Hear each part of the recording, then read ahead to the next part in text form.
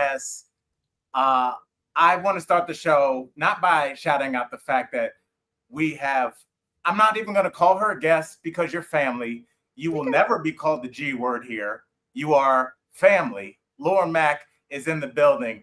I need our colleagues, Lauren, you don't know this. You are family and you are talking to the colleagues. They are all in the chat. Marcy, Julia, ELC, everybody's in there. What's up, y'all? Everybody say hello to Lauren. Make her feel welcome. Hi, guys.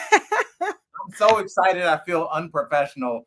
And I also feel unprofessional because I was able to play the intro and get us to go live. And I was like, I did it. I feel like I can just walk away now. I started the show and everything. I'm doing this all by myself.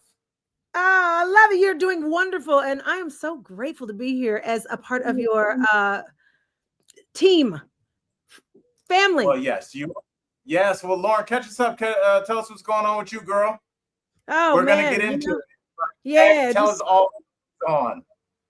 I don't even know anymore. It changes day by day. But I would say you said something, and this is just kind of kick you off. That I when we were texting, I was like, I'm insanely jealous of you. You said that you've taken the last couple months and just turned the news off. Which is something that everybody says, like, that's going to be my New Year's resolution, but you did it. Like, what has that experience been like, just kind of disconnecting from the day-to-day news? Well, it's all good until you're asked to be a guest on a news show. Then you realize how dumb you are. Like, maybe you need some news, girl. I couldn't tell you what the hell I'm doing outside, okay? One of the biggest things, I love news. I can sit there and I can soak up as much news. I can watch news all day long. And what I realized is that, it's not good for my mental health. And right now, my mental health is more important than anything else. And so I've really taken the liberty and the time. Hold on. Son, I'm on a call. Go downstairs. That's a real parent. But how old is the son now? We need names. I have two boys, Lennox and Preston. Lennox is outside knocking on the door. He's 5, and then Preston is 8. So I'm just here doing it all. You know what I mean? But I'll tell you, I'll know that I made it and I have enough financial security because they sound like a Fidelity investment group. It's like, I got 500,000 parked with Lennox and Preston. Yeah. They handle that kind. They handle most. You're right. That is a very prestigious name. I dig it. Yes. Oh, thank you. They're my babies, man, and they're my ride or dies. They're really, probably the reason why I haven't been watching the news because my TV's taken over by WWF Wrestling, which is charged with testosterone, honey. I'm so glad to be here with you today, right now. I could be downstairs making ramen noodles and somebody get beat up. It's a lot to the point where I think that's why I don't watch it. I was like, maybe I'm gonna get into WWE. I haven't watched it in 20 years, and it's just like oiled men slamming each other and then grabbing a mic saying, "You want some?" And I'm like, there's too much going on. I can't handle this. And the costumes and the sparkles and the panties, the men in panties, I call it. I'm like, what is that's going what on? It is. It's men in granny panties. Let's call it what it is. Right. So. But yeah, getting back to just the mental health of it all, like that is the most important thing to me right now in this day and age. And if it means taking a year off to be able to recharge, reset, and recalibrate, then that's what I had to do. So I didn't miss it. I haven't missed it at all either, by the way. And I'll tell you this, if you turn on the news a year from now, 2 years from now, it'll be right there. It'll be right there. So yes, do what you need to do. Yeah. I do want to ask you, because I know you're in Nashville. How do you like Nashville as a city? Oh, Nashville as a city is an amazing city. It really is. It's got so much growth and potential, and it's, doing so many exciting things. It's so much more culture than I thought it would be down in the South. I moved here from Los Angeles where you and I met. And so I was worried that, it wouldn't be as diverse, but it has actually turned out to be a really amazing city. Did you know that Nashville is called Music City because of the Fisk Jubilee singers traveling the world? No, I thought it was because of the Grand Ole Opry. Isn't that there? No, see, that's the misnomer. It actually is because the Fisk Jubilee singers are one of the oldest touring African-American touring choirs, and they had gone over to New England to visit the Queen of England back in don't give me the line, honey. I ain't no historian, but I'll just say the early 1900s. gone with it. Yeah, Yeah. sounds right. Yes, and they were so beautiful. The music was so beautiful. She said, "You guys must be from Music City," and so they have since nicknamed this town Music City based on a touring black choir. Cool. That is so interesting. And I don't know, and we're actually going to get to the story about whether you're a football person or not, but there was a play probably 20 years ago where the Tennessee Titans that play in Nashville had a last second touchdown and they called it the Music City Miracle. Oh, I didn't know that. Yeah, that's really interesting. Yeah, isn't that cool? So Probably it has a lot of like, yeah, because you think of Nashville as like the country music capital of the world, but it actually has so much soul, so much blues. Jazz was around here. Jimi Hendrix learned how to play guitar in this town. So it's got a lot of really cool nuances. The food scene is fire. The weather's different. And, it also has a lot of drunken bachelorette parties. you said it, not me.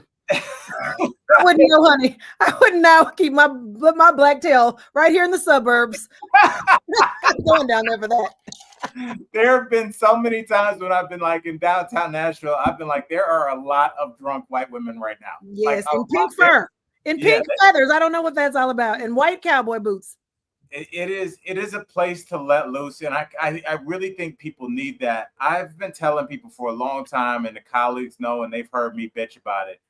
I think Vegas used to be a place where you could sneak off for the weekend, be a degenerate, gamble, smoke cigarettes, even though you don't smoke cigarettes. Yes. Drink, play whatever machine you need to check out of the world for 2 days, and then fly back home and lie to people about where you were. And then you could reaffirm yourself in the universe. But now Vegas is a place where now you can run on to your mom out there, like Vegas. And it's like, I like cities where people are like, hey, we blocked the street off. Go get drunk, hit every single bar. You're hanging with your girls this weekend. Have a good time. I really do think places like that need to exist in the country because there's so much tension. So yeah, shout out to Nashville and shout out to Nashville hot chicken. Like that's just like appeared out of nowhere. Do you see the stores everywhere? Of course I do. You can't spit on. Yeah, you could literally throw a coin and then you'd hit a chicken or a church. Yes. Okay.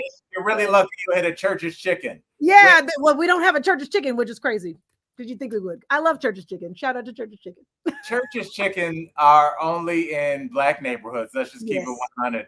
It is so good though, with the hot pepper, honey, and that butter biscuit. What are we talking about? They put honey on the biscuits. Come on. Talk about drunken food. Yes. You know what? I should open me a Church's chicken chain out here because that was. I just think maybe that should be.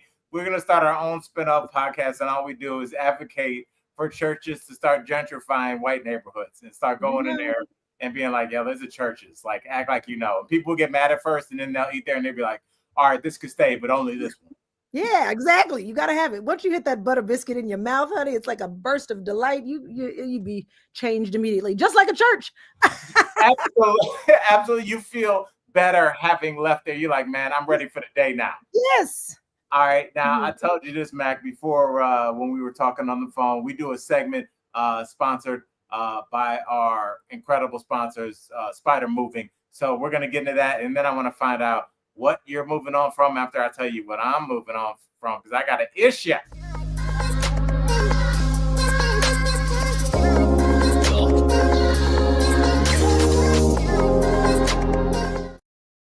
All right, we are moving on. Sponsored by who? Spider Moving. That's right. They are my people. Spider has been with us since day one, Lauren. And I really, they helped me in because I had moved out of my house into the condo that I'm in now. And I tell everybody the way I found out about Spider is a studio that I work for was like, yo, call these dudes Spider. And I'm like, my stuff is not packed in boxes. And I called Vlad and the boys, and they went up and picked my stuff up by hand, girl. Like, do you understand? Like, it was like when you got to move out because the sheriff is coming to evict you. Like, hurry up and grab everything. Yes. So shout out to Spider Moving. If you guys are moving or know anybody that is, do me a favor, call Vlad and the boys. They are at 303-544-4000. Now, I'll tell you what I'm moving on from. And then, Lauren, I want to know what you're moving on from, because I think we have a little chit chat. I'll start because mine is definitely the opening act. And look, before I start this moving on, colleagues, you guys know I am down with the arts and I am down with everybody trying to make a dollar however they can. However, and maybe I'm hyper exposed to this because my girlfriend works for the Rockies and I'm at the stadium picking her up every day because I'm old school like that. I drop my woman off work, I pick her up. But, you know, at the end of the game, anytime you're leaving a concert, anytime you're in the subway, anytime you're leaving a sporting event, there are those dudes that are playing the spackle buckets with the drumsticks. And sometimes they're good, but even when they're good, it's like I sound like I'm listening to a headache I have. It's just too much, and I don't want it. I would rather, if they just had the buckets and the drumsticks, like, hey, tip me or I'm going to play this, I would give them money just to not. I don't want the drummers anymore. I don't want the bucket drummers. I'm sorry. I know I get it, but they really bother me. So that's what. Do you know what I'm talking about, Laura? Man, that's oddly specific. Yeah, it's just like every day. I'm just like, enough. Yes. Enough. I yearn for a day when I get my panties in a bunch over a bucket drummer. Yeah, I probably have the problems of a rich white man. I brought my coins to put into your bucket, but I see nowhere to put it. Yes, that's hilarious. I can see you're upset about it. I get that. Well, Lauren, what are you moving on from, girl? Since I've already voiced my opinion about bucket drummers. Well, I love that. That's amazing. I am moving on from something way more personal, I think. But I'm moving on from marriage, man. I'm going through it right now, my friend. Colleagues, it is your girl over here is boyoing. I say, if I had some glasses on, they'd be on sideways right about now. So I'm just moving on from marriage. When did all this start? When I got married. I think sometimes early where you're like, I'm just gonna pretend like I don't see that red flag, and you just have to move it. Well, that's how it goes. Yeah, that's how it goes. I say that my dad used to say, life is all about decisions, right? You have to make good decisions. So if you don't make a good decision, then you end up with the results of that. And so that's just kind of where I'm at with it, So there's that. Just moving on from divorce, and it's interesting too, because the younger version of you makes choices that the older version of you has to clean up, and you don't realize that till you're older. It's like maybe when you get a tattoo at 18 and then you're like, what the hell do I need a baby fat cat on my back for? Absolutely. I don't need a picture of a sunset that says Panama City on my shoulder blade. Yeah, but like when you're 18, you're like, me and you, girl, we're bonded now. Yeah. Well, I think of marriage as kind of like that sometimes. Like, you got the baby fat cat of marriages. Yeah, you got the spring break tattoo of marriages. I get it. Well, let me ask you this. What would you tell any of our colleagues that are, because they're in the chat and they're just saying, we are with you, girl. I think divorce is one of those things. You're talking to a divorcee yourself. Our girl Tory is dealing with adjacent things. I'll leave it at that. But it's something that I think a lot of us go through, but we all kind of think that we're going through it solo. But there's such a community of people like, I feel you. Yeah, man. And it's crazy. And colleagues, like, this happened about 2 months ago that I actually filed for divorce. And I was just at this place where I couldn't show up on social media pretending that I was happy or that things were okay or that life was all right. And I largely have been really isolated living in Nashville, away from my family, my friends, all these people that I love and care about. So there was no one to really talk to about it. And so I mentioned something about it on social media. Well, I casually mentioned while I was crying to 100 and some odd thousand people about my marriage. Anyway, ironically, opening up in that way and talking about this thing that's happening to me that I just couldn't pretend about any longer has actually been the key to my freedom, because I've been talking about it on my social media platforms, and it has really created this, like, incredibly beautiful and wonderful, like, group of new friends and people in my life that are very helpful and really rooting for me. And it is honestly the thing that I think has kept me tethered together because I can probably, I'm sure, like anybody who goes through a breakup, you don't want to call your girlfriends every time and be like, oh, this is happening. You know, you kind of can wear somebody out with that, especially if they're married, honey. They don't want to hear you crying tears. So I have found a lot of really new and beautiful things are starting to already grow from this heartbreak. And for that, I'm really grateful.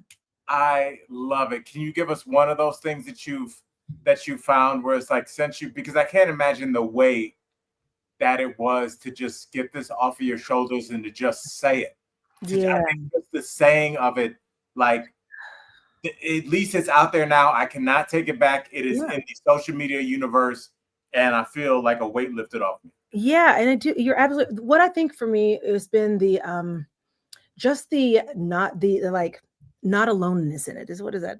Like, I thought I was alone, and I was embarrassed to admit that I was getting a divorce. I mean, I just got married 3 years ago, you know, so it's like I didn't wait this long to marry somebody to divorce in 3 years, but I couldn't stay in something out of embarrassment either, you know, like, or out of obligation, right? So I was either going to be obligated for the rest of my life and drive myself crazy, or I was going to be embarrassed for, like, I don't know, a day. And so I had to choose the embarrassment route. And I've got to say, like, even just saying I'm embarrassed to somebody to people on the internet has opened up so much community. I think that it gives other people the freedom to say, like, yeah, I felt embarrassed too when I got a divorce. Like, I didn't want people to know that my beautiful marriage was not really as beautiful as it was. Right. And I'm educating myself too on a lot of different components about what the breakdown in my marriage was. And, you know, that's the beautiful thing for me, is kind of like really learning about myself, being able to grow more, see some patterns that I can be attracted to that are not as healthy, you know what I mean, in my life. And so, and cleaning that up is going to be the generational curse that I get to break, whether I wanted to or not. Absolutely. And I mean, your sons, and you know, as somebody that's got 3 kids, your kids see everything, not just stuff that you want them to see. And they'll pick up patterns too. And you know, you want to make sure that as their brains are literally forming and will be for the rest of their lives, that they see the right pattern of behavior, because once that wet cement hardens in their brain, in there, and that's going to affect their partners and who they bring home to you, you know, where you're like, oh, this girl's just like, you know, just because guess what? I married my damn daddy. Oh Lord, that was the hardest part. No. No. So when you see it, I think that's too, Al, what you're saying is so true. Like, we're the generation of people who recognize patterns, recognize human behavior, recognize defaults, dysfunction, and we're the ones who either get to clean it up or just continue to do it again, you know, repeat the same patterns. And we really are at this place in the world and in modern science and technology and understanding one another, like, that we get to choose. And so I'm grateful that at least I have that burden to bear. It's like, this is like the drum bucket of mental health. Like, you either like it or you don't. So you better get into it. Absolutely. And you know what? I think I will give our generation this little bit of credit. We are the kind of the first generation where we don't think it's cute to just be like, I keep picking the wrong guys. I just like I think everybody, all our colleagues, we at least now have at least one friend in our friend circle that would be like, hey girl, that's not funny.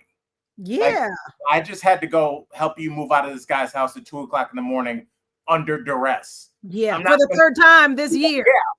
Yeah, exactly. Exactly. It was the same guy 2 of those 3 times. Yes. Let's fix this. And like you said, how many people do you know, especially the folks a generation 1, 2, or 3 older than us, that instead of dealing with that embarrassment, stayed in it? And we're just in a miserable marriage for 25, 30 years because they were just like, this is my reality, rather than just being like, hey, y'all, this is a little embarrassing. I'm getting divorced after 3 years, but guess what? I'm going to be way better for it. You know, just having that little bit of uncomfortability would have saved them decades of mental abuse. Yes. It's funny too because there have been moments in my experience with marriage that I thought that I was losing my mind. And Mhm. I look back at people in my family and also just talking about generational things, right? Generational bad decisions, right? Or whatever that is. I look back at other generations who had similar relationships, whose mental capacities declined more fast. Like I'll be honest with you, my grandparents' relationship was not very rosy, Yeah. but my grandmother stayed because that's all she knew. That's what she was taught. That's, the religious components to it. And they were together since she was 15. So, but my grandfather was not a very kind person. He was very narcissistic and very textbook, and I think he drove her crazy because she had early onset dementia and it's not an actual like diagnosis from our family, but she literally lost her mind early. And so I recognized that feeling in myself and I was like, oh my God, is that me? Like, do I have it too? But I will say that my mind feels clear now. So maybe it's just It shows. clarity. It shows on your face. That makes me Yeah. happy. All right, now Yeah. we are not done talking about this, but we Yeah. got some stories coming up, including a big football weekend. So let's do this.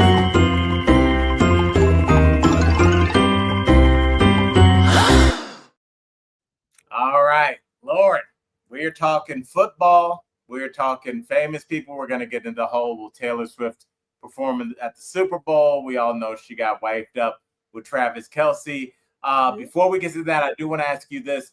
The commissioner of the NFL, Roger Goodell, floated the idea of extending the NFL season so the Super Bowl falls right before a holiday. So, do you think there should be a holiday after Super Bowl Sunday? So to have that Monday off. Now, Al, honey, who doesn't want to nurse a hangover guilt free? Yeah, exactly. Why do I gotta lie on a Monday morning? We Yeah, who's all going to turn know. down a free holiday? Yeah, And I it's mean, I'm football our sure. national sport anyway. You know what I'm saying? Right. I think other countries would like. You're telling me if Brazil is in the World Cup, that anybody's going to work that next day, it would be pointless. Yeah, Exactly. let's just get on. Now, are And you a football girl? I am from Oklahoma, honey. What are you talking Shout about? out. Come on now. We have this. We live, breathe, and eat football. Okay. Yes. All Yeah. right. So absolutely. I'm also a football mom. My kids play football. They're in flag. Okay. Yes. We're not doing a contact yet, but I definitely love football, and I anticipate spending many of my Friday nights under those lights in the near future. Were you a cheerleader? I Did you do a cheer? was. Yes, Yeah. I was. Rah, Okay. Can rah. you give us a cheer from your high school? Oh God. Um, I said V. I said V. Oh wait, that's not even mine. That was my principal's. Jesus. No, I can't give you one. Sorry. Well, you do have a unique situation because you're from Oklahoma, you lived in Yeah. LA, now you're in Nashville. Who's your team? Oh man, that's hard to say. College or professional? Who you? See, I'm Cleveland, so I'm Ohio State for college, and the Browns Gotcha. badly for the Eh, pros. that's all right. But I just love the game. I like the way I don't know. I think the way the sport moves just comforts my mind. I hear you. I just like the uniforms and the Yeah, men that's and the honest. snacks. I'm here for the snacks. Well, that's what I wanted to get into because obviously you are the queen when it comes to all things domestic, interior and exterior when it comes to the home. Yeah. So for somebody that's like, look, I'm not Lauren Mack with it in terms of my spread, but we're having some folks over first football weekend. What does Lauren Mack have at her house for people to pick at in terms of snacks? What drinks should you make? Should you make a pre-alcoholic punch? What are you doing? Okay, first and foremost, every football game deserves a nacho bar. Love nachos. I Okay. love nachos. Nachos and wings are my two favorite football snacks. And I mean, I when I have a party, I like to like throw a whole bunch of really great toppings out, and people can make their own, like create their own experience. Whether that's like wings and different sauces you can mix up, or I love a garlic fry. You can get a garlic fry going at the Yes. house. Anyway, but yes, wings and nachos. What about you? What do you like to snack on? See, I love to cook, so I'm going wings all day. And my girl is really good about. She's really good at making dips. That's her go-to. So yeah, so she's gonna do a buffalo chicken dip for sure, and at least one other kind of dip. And she's from New Mexico, so her guac game is not to be. Her guac is a problem. So tell her to bring the guac over for my nachos, and we'll have a little party. That's what I'm saying. Now, here's what I did want to ask you, because when you started making wings, started mentioning wings, I've always wanted to ask somebody this. How do you do the calculation in your head in terms of guess to amount of wings you're going to have? Because I always kind of overdo it. Is there like a number, like 3 sliders for every guest? Like, what do you do? Hell no. I cook until I can't cook anymore. And when it comes to wings, like, I love a leftover wing, honey. That sucker in the air fryer. I'm eating wings for breakfast, lunch, and dinner. There is never too many wings. Okay. So, that's all I need to hear. I'll freeze them if I have to. That's never happened, but yes, hypothetically. Yes. I've never said, I'll just, you know what, I'm like, there's certain animals like hamsters and gerbils that you have to watch how much food that you give them because they will eat themselves to death. Yes. I am in that camp. Like I'll just eat. Now, no, like I need to put those last 2 wings away, but I'm lazy and I know I can't eat it. I can't eat anymore, but I'll get them down and I'll feel bad for the whole half because I'm not freezing wings. I'm not throwing them away. No. So whatever is in God's plan, then that's just what's going to be. You're right about it. Okay. Well, now we're talking wings. What is your favorite sauce? This is a have it your own way kind of thing. See, now I am a dry rub guy. So if I am going to do a sauce, what I'll do is I'll make my normal dry rub, and then I'll take some Crystal hot sauce. What's up?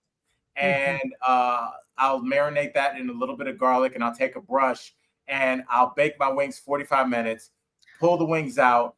I'll hit them with the Crystal's hot sauce, and then I'll put them in the air fryer and get it nice and crispy. As soon as they come out, fresh squeezed lemon, fresh squeezed lime, and then you look at your guests and you go, tell everybody where you had these wings. And that's I take it personally when you come over to my house and have some wings. Like, you're about to have an experience. My mouth just got watery. I'm like, wait a minute.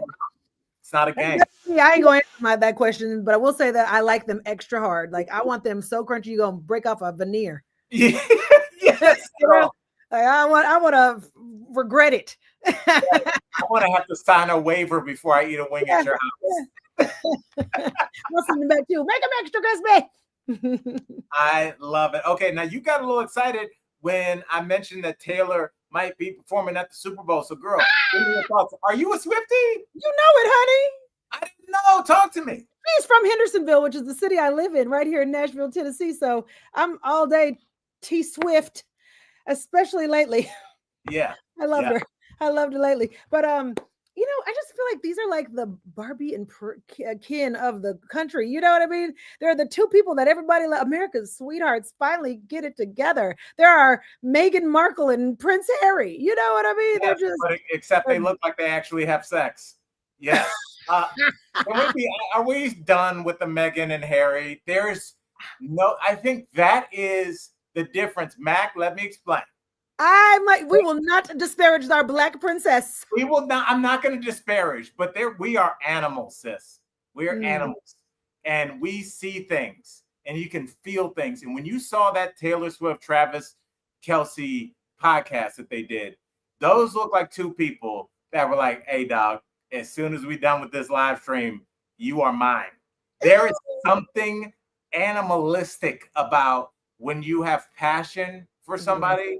Yes. And you have an intense love for them emotionally, but also physically. Yes. You don't see it a lot on television because everything is so scripted by your publicist.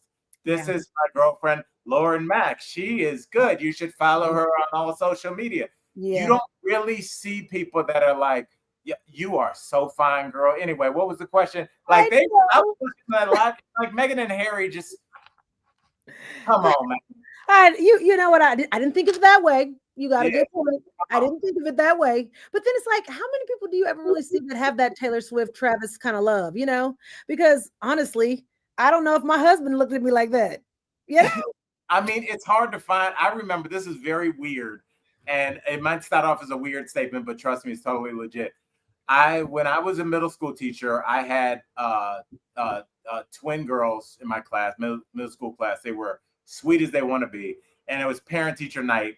And they came in, and their parents hadn't got there because, you know, the parents make the circuit through all the classes. Yeah. And I was close with my students, and one of the girls goes, "I'm sorry, Mr. Jackson, ahead of time. My parents can't keep their hands off each other." And they had been married like 30 years. They came in holding, they're holding the hands while they're like they were just like, what? How long have they been married? At least 20 some years. I mean, they were probably in their, I don't know, mid or late 40s, early 50s. Wow. I just think some people do. I think for a lot of people, it kind of dies out. But I think some people that are naturally affectionate, even if you don't know you're like that, it takes sometimes a partner to unlock that in you. Yeah, that's it exactly it. You know, and maybe you're right. I just haven't had the right partner. But then again, old Lauren wasn't picking the right kind of partner. Lauren was. But now you know, you are learning as you go. This isn't like somebody doesn't hand you a brochure at 18 years old and goes, "Here's how your brain works. Here's how your heart works." You figure it out. You go through because there's been times where I've been the shitty partner, you know, selfish and short-sighted and just like, "Oh, I guess you don't want me coming home drunk at 3 a.m. Okay, Queen of England." You know, like, you know, right? You're that guy. You know, you just want to make sure that, like, when you're at a certain phase of your life, which I feel like me, you, and all the colleagues are now, that we are, if we're still looking for love, that you're ready for it. And I feel like you definitely are, because you got to sort through all the stuff, especially with a divorce, where it's literally like you have to physically expel items. You have to mentally, you know, go through your Rolodex of everything that happened and what was your part in that. Even if it's just because you let something slide you shouldn't have. That's still part of you. That's still you a little bit. So there's a lot to break down. Yeah, that's true. And to your point, you know, I think even knowing that that's something that you desire, you know, like that affectionism or the fact that someone would, you know, dote over you, like those are, when you're younger, I would even say, or when you're unaware, you're not aware of what it is that you want or need, what makes a good partner for you, not just what makes a good partner for Disney. You know what I mean? And I think that it's so important to like, that's what I'm doing right now, is I'm really sitting with it. Like, what do I need in myself? What do I need for myself? What do I need, you know, for the next version of me?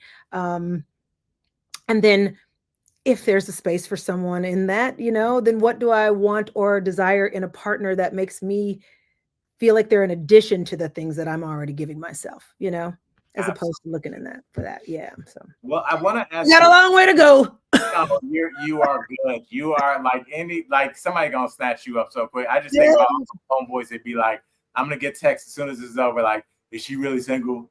Oh God, no, I'm not. I'm taken by myself and these 2 kids. That's right. There's gonna be somebody. You're gonna have your Tyler Perry movie where you're just like, I'm not looking. Then all of a sudden, some guy is gonna pull up on you, and that's gonna be a wrap. He's gonna snatch you. You know what happens in a Tyler Perry movie? Then 2 years later, you find out they're gay. Yeah, I'm like 2 years. You know, it's just like it's for me with that situation. And we interviewed Tyler a bunch of times on DBL. He seems like a really good guy, and it really. Whenever there's not accusations, I hate that word, but implications that somebody might be closeted in their sexuality, first of all, that's their business. But it also makes me really sad, because why should you have to go through this life, especially with that? He has FU money. He's got the money to be like, I don't care if y'all mad, this is my dude. I know it, Tyler. Oh, I wasn't talking about Tyler. I just meant on the movies, but you bring up a good point. Exactly. Like whoever, you know, it is, like there's no reason for you to not fully be who you want to be in 2025. There was a period of time where that might not have been safe for you, that might have affected your job situation. And that, you know, that's what, like, I'm sorry, but old school gay folks, shout out to them. Yeah, Because I know. all the stuff that people, you know, go through on the internet, which is terrible and does cause harm, people used to come after you in the streets. Yes. And they stayed strong. So shout out. Yes. For the trailblazers. Yes, absolutely. All right. Well, you are the perfect person to ask this question to, because everybody's talking about the Taylor Swift, Travis Kelce marriage. But I have to ask you, because Harvey Levin said this, they still need a prenup. Now, not everybody is Travis and Taylor, where no matter what happens, they're both going to be beyond fine. Do you think everybody needs a prenup? Like, what do you think? Well, listen, first of all, shout out to anybody who's got prenup situations, okay? Because I really want to say, as a woman who recently lost my balance in finances when it came to my relationship, I can now say without any question how important and relevant a prenuptial agreement is. And I think in this day and age, it's really more about negotiating sort of a thoughtful breakup. It's like, in the instance, it's like this. You wouldn't drive to your sister-in-law's house without a map. You know what I mean? You want a road map. You want to know where you're going and where you're going to go when you get there, right? So it's like, I feel like a prenup is kind of like a roadmap. You know what I mean? It's like, here's how we are going to navigate in the instance when we don't like each other.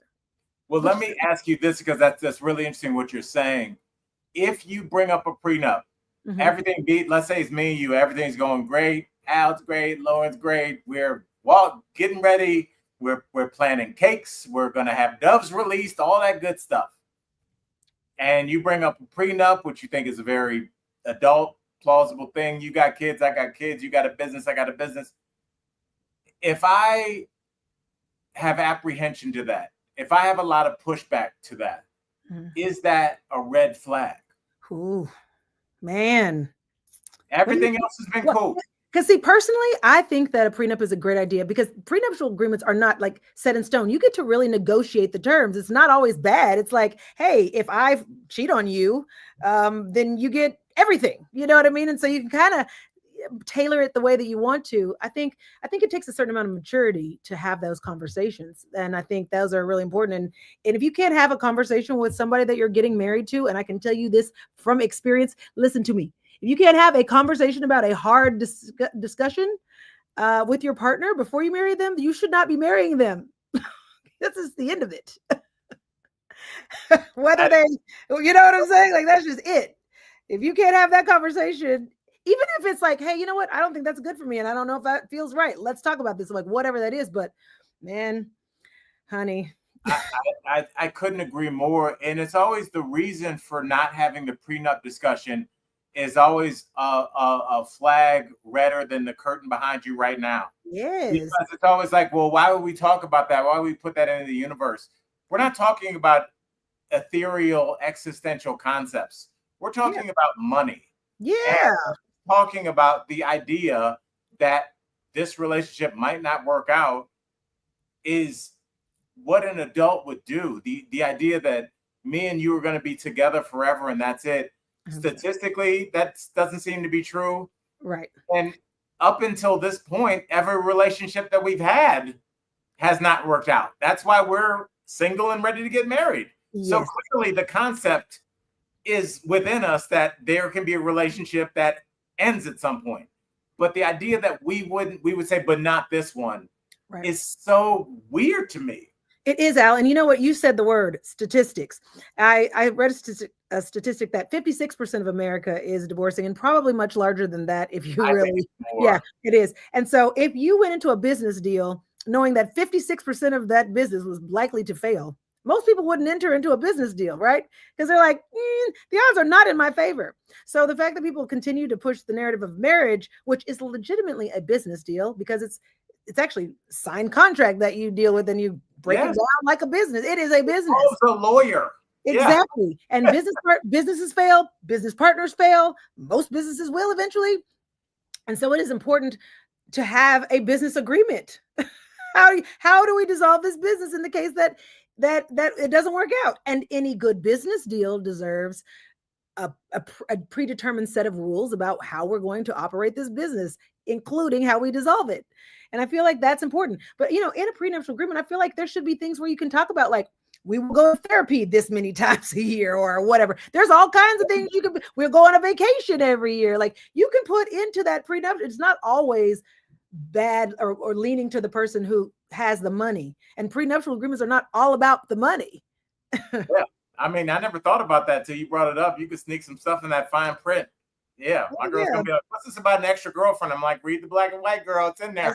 I actually have a girlfriend, and if her husband is caught cheating on her, she gets like something like $10 million. She's very well off, and she married the right one, but she did get a prenup, and she said she was happy to get a prenup because if he fucks up, excuse my language, if he messes up, okay, if he messes up, then she got him, and then she got everything she wants. Look at Janet Jackson. Yeah. Hey, look, there it is. I mean, you couldn't have said it better yourself. All right, now we got to talk about this because this is we got some breaking headlines here.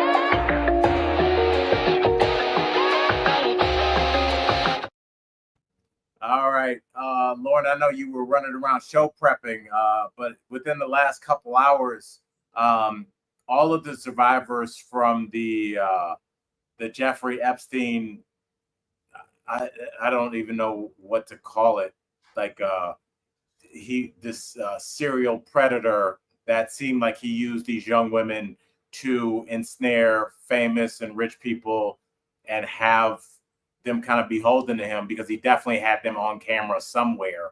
Mm-hmm. They all went to Capitol Hill and spoke out together and demanded the release of the Epstein files, which I think everybody at this point knows exists. But then the government was like, we have the files. Hold on, though, we don't. So I don't know if you saw it, but it was the first time that we were able to kind of put a face to all of the victims. And, I think that was, we were joking kind of earlier about, like, we all are animals, and like when we see things, we react viscerally to them. But it wasn't just like accuser number one, Jane Doe. It's like, no, it's that woman that looks like a woman I know that could be my daughter or my friend's daughter. Mm-hmm. And they're all standing together. So do you think this show of solidarity will do anything to kind of push the government to do anything? Because right now, this is maybe the grossest story of our lifetime. Oh, men and sex. I love it. It's always the downfall in it. What's interesting? The young lady you're speaking about is Lisa Phillips. She is the head of the From Now On podcast. Beautiful young woman. Her history is that she was a model in New York City, went out to become a model with all of the best and brightest of intentions, which I know as a small town girl who moved to a big city is one of those dreams that you wish you could do, and go there and get preyed upon by these rich perverts, okay, that have been ruined her life. And well, I won't say ruined her life, but ruined her dream. Absolutely. And many other women just like her. What I loved about what she said in her speech was that if you won't release the files, we will. Because the survivors, know exactly who it was that was trafficking those women. And so I find it really interesting because, historically, women don't get justice for their crimes. Look at Diddy. Look at everybody. Okay. And so I think it'll be really interesting when the rabbit gets the gun. I love it. First of all, that is the most Oklahoma saying. Ain't no fun when the rabbit get the gun. Oh boy, I'm country. Hey girl, I love it. It's so real, because I think what a lot of times these lawmakers do, and for people that are in air quote professional positions, they have a suit and tie on, and they're like, well, we're going to meet on that, and we have a congressional meeting scheduled, and we're not going to release that. And they speak in this position of authority as if they have it. Right. What does some crusty congressman from Vermont have to say about whether this comes to light or not? And if they're going to have a meeting on that? And I think all these rabbits were like, hold on, we have guns too. This guy didn't stop us from talking. And until they started speaking like this, I was convinced. I was like, well, let's hope these congressmen come back from their summer breaks. Yeah. And they'll get around to it. And it's like, hold on, dog. Well, like, you don't control anything here unless you're going to pull the floors out the mics. What are y'all going to do? Yeah, that's, honestly, half of those congressmen are probably on those lists, honey. That's why.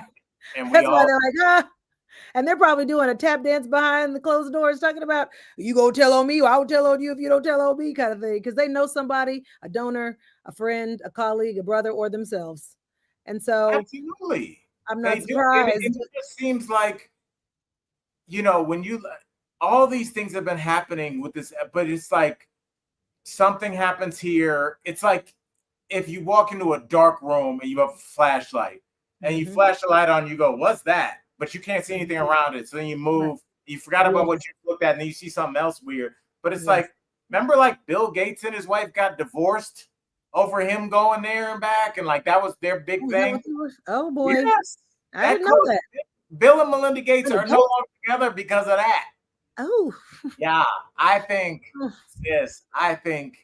it's everybody. Oh, I think it makes me feel better about my little old dissolution. I always say, like, who's at the top of that list, don't you? And he's also at the top of this country, so you ain't gonna hear much about these Epstein files, honey. Yeah, I mean, they tried to silence them, but I'm very curious to see how this is going to work out because, whether it's the case of Diddy, I think the way that we romanticize all these men that throw these lavish parties, if you ever stop and go, what was really going on at the Playboy Mansion? Now, luckily for him, he died before any scrutiny could come down on that. But I don't think people are just blowing a bunch of party favors, no pun intended, and leaving. We all know what's going on there. And I just think, he was also probably, anytime you're having any kind of lewd activity at somebody's house, they're probably recording it. Of course. Straight up. Of course. Got this room together for you. Oh, we'll take care of the linen. Yeah. What? And you know what? It's actually genius when you think about an evil genius to do that to somebody who's inebriated under. I'm so grateful that I grew up in a time and a day and an age where there were no camera phones, honey.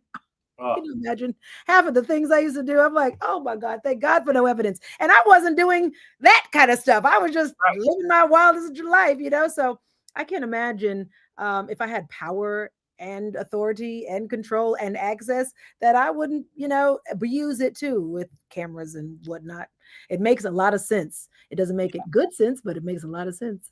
It makes a lot of sense, especially because when you start talking about people, whether they are the Bill Gates of the world or presidents of nations, you can't control them with money. Everybody you're dealing with has money. So that is this here tape that they definitely don't want to see. That's the only thing that you can really control these cats with. And I'm just curious to see where this is going to go. So before we do that, I want to ask you, because you are a foodie, so let's do this.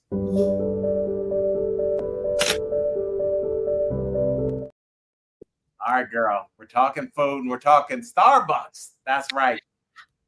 They just broke out with a new product that involves protein lattes. I don't know how I feel about that. Would you have, these are like for gym people that are just like, after I get, because you do see a lot of people leave the gym and get Starbucks.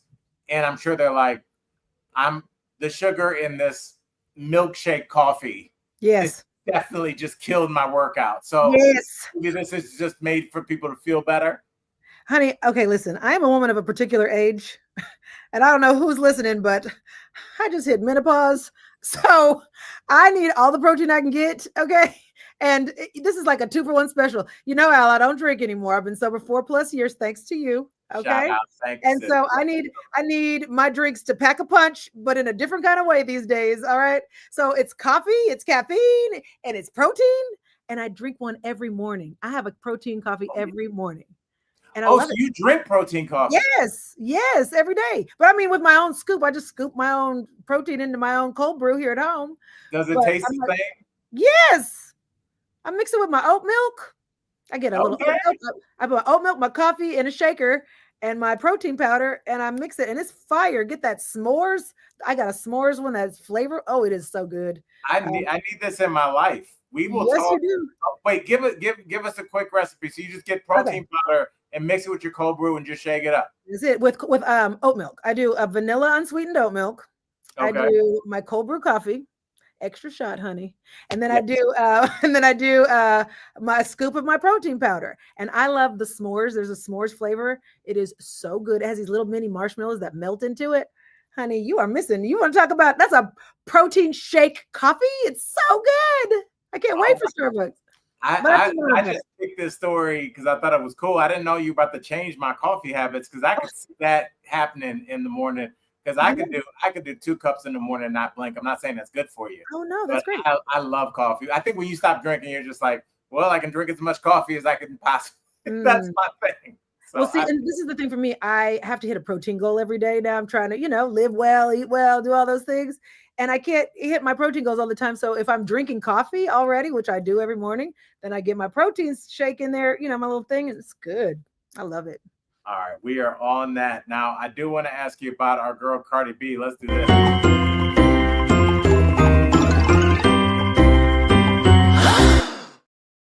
All right, Cardi B beat her lawsuit.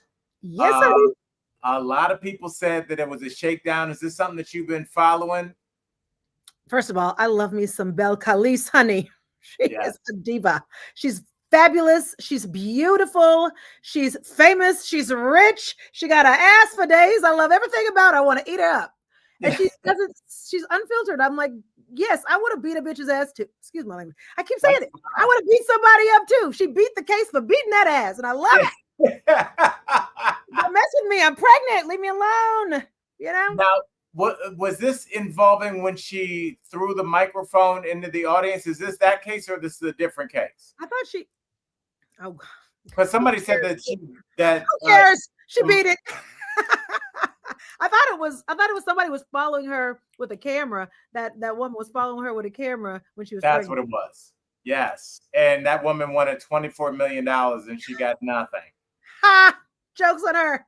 Yeah. It's look, I mean, it's a weird thing with these celebrities, and I think it's hard because everybody's like, they're not really down to earth, they're not relatable. I think it's hard for them to be kind of in general public because their mere presence presents generational wealth to anybody that they're in front of.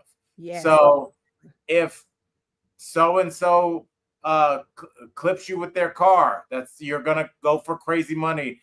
If they get drunk and they throw a champagne glass in a nightclub and they hit you, normally you just be like, hey, can you cut my bill? But instead you're like, I need 27 million.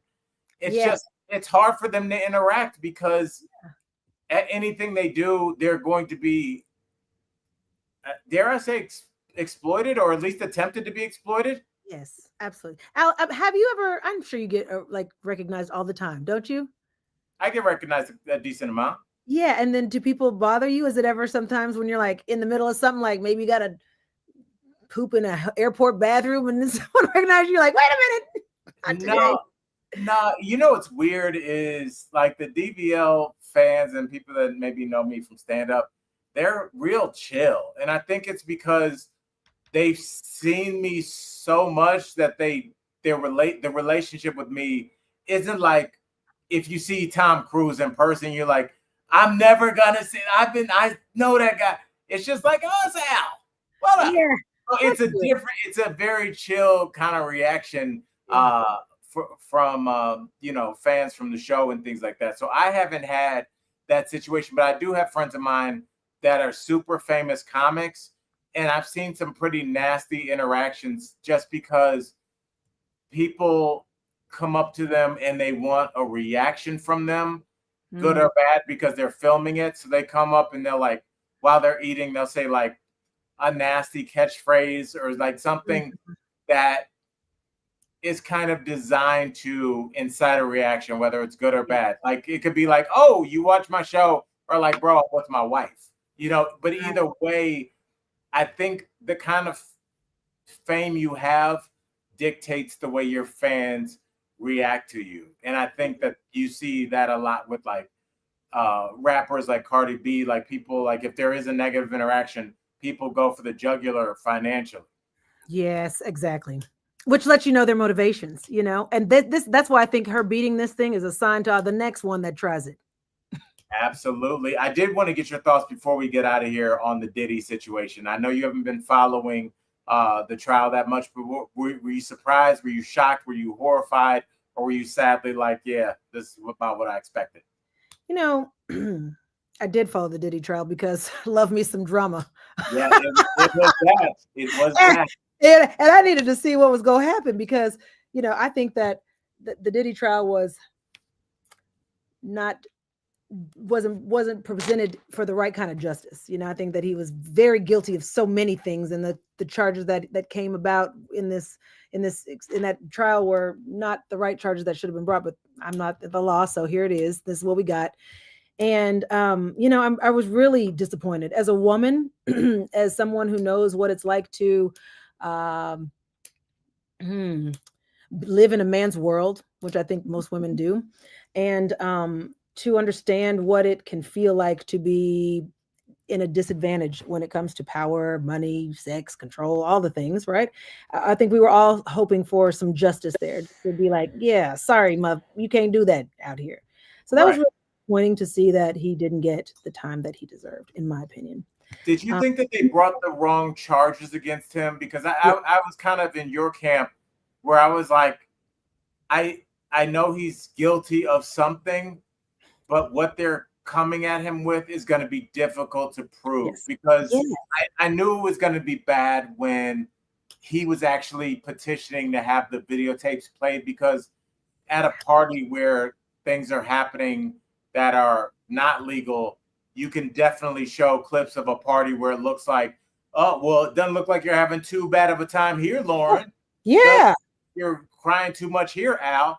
So it is a very difficult case to process. Yes. And I think that exactly as you said, I think, listen, Diddy himself will tell you that he filmed everything. Said they raided his house. They should have more than enough evidence. So the charges that did come about, I was like, oh man, I could see why the jury was challenged with those charges. But I think I can see that they also wanted to put him away for something. But it just the charges that they pulled him in on were kind of trumped up, and I ain't gonna lie about it now. Jane Doe number 3, was it 2 or 3? I don't know. It was 3, I think. Yeah, she didn't help. I don't think she helped the case. And that was really frustrating to watch. I think that was kind of what sunk the case, is that juror number, not juror number 3, but the witness number 3, and I think that was on purpose. And you bring up a subject way too late in the show for us to do a deep dive on, but you said it, you think that he recorded everything, much like Hugh Hefner, much like Jeffrey Epstein, right? And I wonder if they had all those tapes, there might have been some people on those tapes in which that's why that evidence didn't come out. Yeah.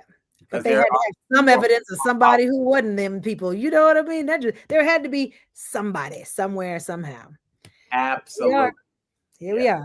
Well, this is not going to be your last time on the show. That's for damn sure. I would love to be back. I had such a great time with you and the colleagues. Yes. We'll have to be back. Tory will be back. And I think it'll be good, depending on where she is in her head. But I think you guys could probably have a really interesting conversation. It'd be really beneficial to her and yourself and the colleagues. And I would just be around to listen. Yes. But before we go, Lauren, I need you to tell everybody where we can find you so we can shout you out and show you love for your incredible performance, baby. Thank you so much. I would love that. You guys just follow me on social media at Lauren Makk, LAURENMAKK, 2 Ks. And what can we find on your social media? Like, what are we going to see? Well, it's an ever tough talk, real tools, radical healing. You could have seen some DIYs, but honey, she done changed it all up. I switched everything up. I'm just talking about my life for these days. It's a little one-woman talk show. I love it. I'm really just giving myself my own advice, and I'm hoping to help somebody else too along the way. I guarantee you it is. Lauren, we will put all your socials and everything up for the colleagues so you guys can follow and show love.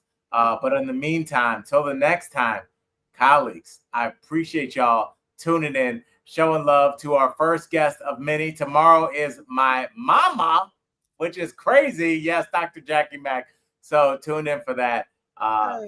Night Owls and colleagues. Lauren Makk, love you, girl. Love you too. Tell your mama and them I said, hey. I will. All right. Bye, Eddie. Bye. I'm trying to end it.